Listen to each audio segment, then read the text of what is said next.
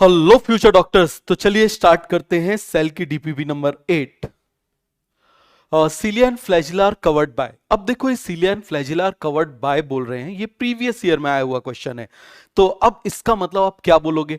भाई जो चीज दिख रही है वही एक्चुअल सीलिया और फ्लैजिला कहलाएगी।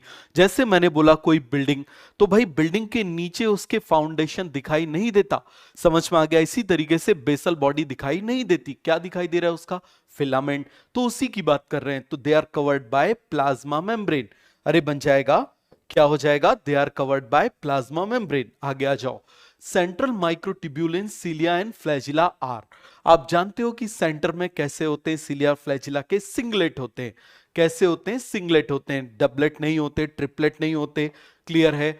The core of cilium of flagellum is called as axoneme. ये बहुत इंपॉर्टेंट क्वेश्चन है। पूरा का पूरा जो अंदर का है वो एक्सोनेम कहलाता है। सभी को समझ में आ गया क्या कहलाता है? एक्सोनेम कहलाता है।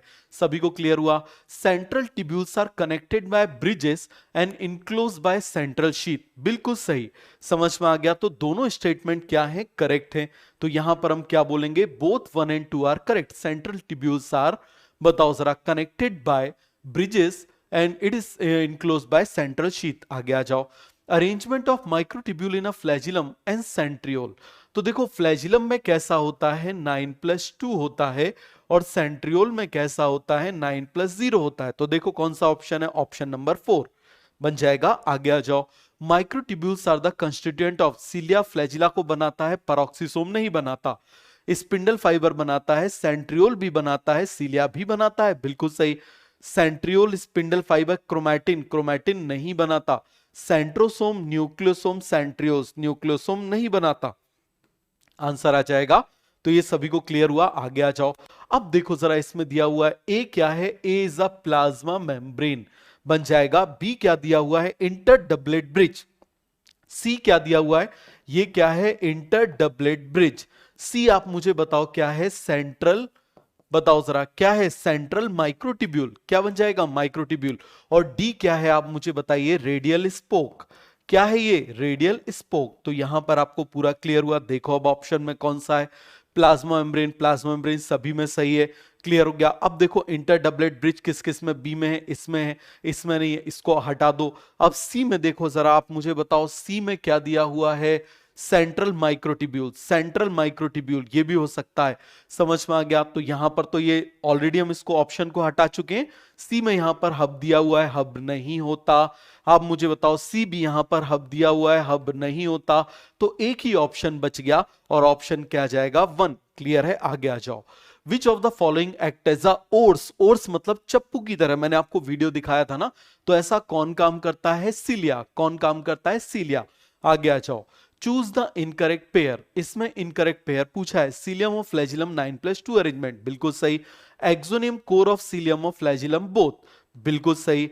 बेसल बॉडी 9+0, बिल्कुल सही। सेंट्रियोल 9+2 अरेंजमेंट नहीं होता, इसमें 9+0 अरेंजमेंट होता है। तो आंसर यही जाएगा।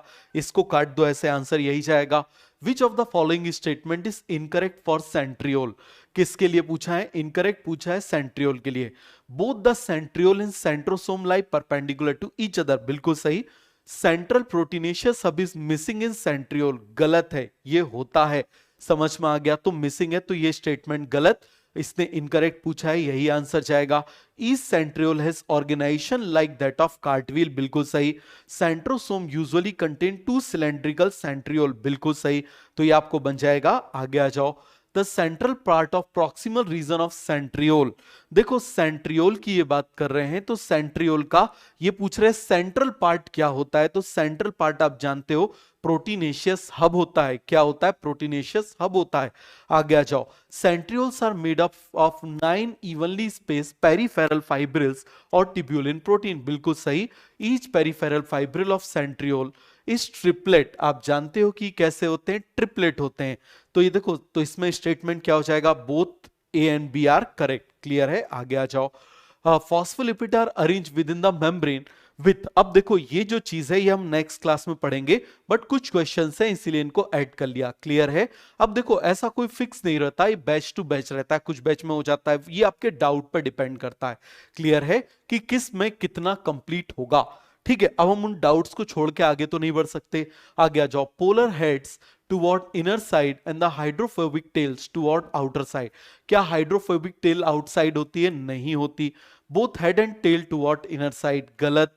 Polar head towards outer side and hydrophobic tails toward inner side, यही सही है। क्लियर हो गया? तो ये हमको थर्ड आंसर मिल गया। आगे आ जाओ। Which of the following statement is not true for the plasma membrane? इसमें से कौन सा प्लाज्मा मेम्ब्रेन के लिए सही नहीं है? It is present in both plant and animal cells, सही है। Lipids are present in it as a bilayer, बिल्कुल सही। प्रोटीन्स में भी पेरिफेरल और इंटीग्रल, बिल्कुल सही। Carbohydrate are never found in it, बिल्कुल होते हैं, कार्बोहाइड्रेट हो सकते हैं, मैं आपको बताऊंगा। क्लियर हुआ? आगे आ जाओ। The ability of protein to move within the membrane is measured at fluidity. Clear हो गया? इसको फ्लूइडिटी बोलते हैं। क्या बोलते हैं? Fluidity. Plasma membrane is selective permeable. Plasma membrane कैसी होती है? सिलेक्टिवली परमिएबल होती है। क्लियर है? तो यहां पर हमारी ये डीपीपी कंप्लीट हो गई। तो मिलते हैं नेक्स्ट लेक्चर में। Okay, bye bye.